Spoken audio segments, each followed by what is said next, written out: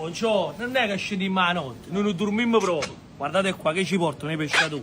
Mamma mia, e che mercoledì di fuoco, spigole di mare, scorfani locali dei nostri pescatori, voglio lo spettacolo, triglione bello, orate di mare, guardate che corvina, mamma mia, che colore, spettacolo continuo, orate di mare bellissime, spigolona di mare, cernia locale bella, ci sta anche un mio collega qua, mio fratello Gennaro. Numero uno, Vincenzo. Mio fratello, guardate qua che pezzoni. Qua che colori queste pezzoni. Tutti quanti teniamo le pezzoni. Che spettacolo, mamma mia, che spettacolo. Vieni qua, fai una bella panorama. Pezzogna, cocci belli.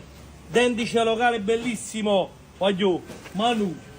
Come vamo a far capire che non ci potete venire a rete in coppa la qualità, ma andiamo manicomio.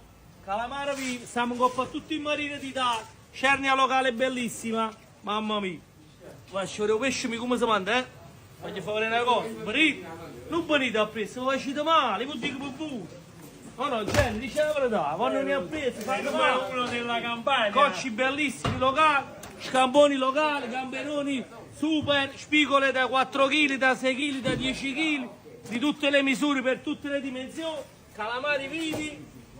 Ancora mazzangolo tutto quanto vive gigante, come mi viene a rete? Tu mi vedi sto video, poi come c'è altro modo, la depressione, secci, calamaretti, ricciolo locale, ancora pezzogni, seppie vive, ancora calamari vivi, polipi, scamponi locali, tutto quanto vivi, tutti vivi però, non 1 chilo, 1 quarto, 2 bacini vivi di 100 grammi, e come ci viene a rete?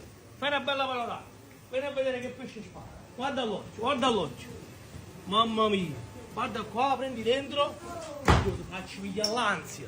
Quando vi rivedi mi, hai tremato. Vai, e che spettacolo. Gianni, fai un commento. Sei il numero uno della campagna, nessuno ti può competere. Un bacio Un bacio a aspettiamo tutti. dopo.